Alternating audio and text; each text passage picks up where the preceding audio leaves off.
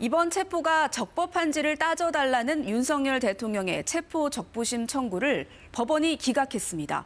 서울중앙지법이 체포는 문제가 없다고 판단한 겁니다. 공수처 현장을 연결하겠습니다. 황영규 기자, 그러면 윤 대통령은 일단 서울구치소에 더 구금이 되는 거죠?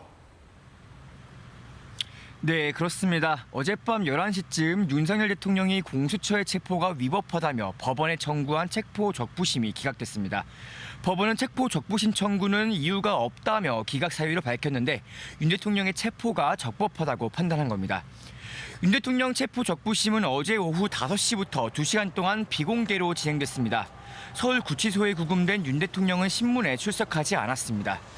윤 대통령 변호인 3명, 공수처 검사 3명이 직접 신문에 참여했습니다. 윤 대통령 측 변호사는 경호나 의전 등의 문제로 윤 대통령이 출석하지 않았을 뿐 방어권 포기는 아니라고 설명했습니다. 체포 적부심에서 윤 대통령 측은 공수처가 재판 관할 규정을 어겼다고 주장했고, 공수처는 윤 대통령에 대한 법원의 2차례 체포 영장이 발부됐다는 점을 강조한 것으로 알려졌습니다. 이번 중앙지법의 기각 판단 이후 관할 법원을 둘러싼 논란은 일단락될 것으로 보입니다. 네, 구속영장 청구 여부를 검토를 하고 있을 텐데 그 전에 조사도 통보가 됐다고요? 네, 공수처는 오늘 윤 대통령에 대한 구속영장을 청구할 것으로 보입니다. 다만 청구에 앞서 공수처는 오늘 오전 10시 윤 대통령에 대한 재조사를 하겠다고 밝혔습니다.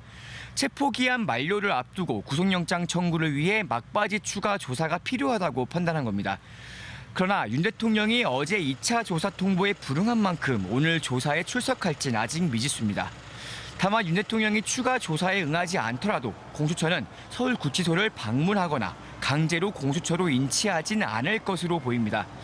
만약 오늘 조사가 무산되더라도 공수처는 이미 확보한 증거 자료 등을 바탕으로 구속영장을 청구할 것으로 보입니다. 앞서 이틀 전 진행된 1차 조사에서 윤 대통령은 계엄 등을 선포한 배경을 언급한 뒤 검사의 질문엔 묵비권을 행사한 것으로 전해졌습니다. 지금까지 과천 공수처에서 KBS 뉴스 황영규입니다.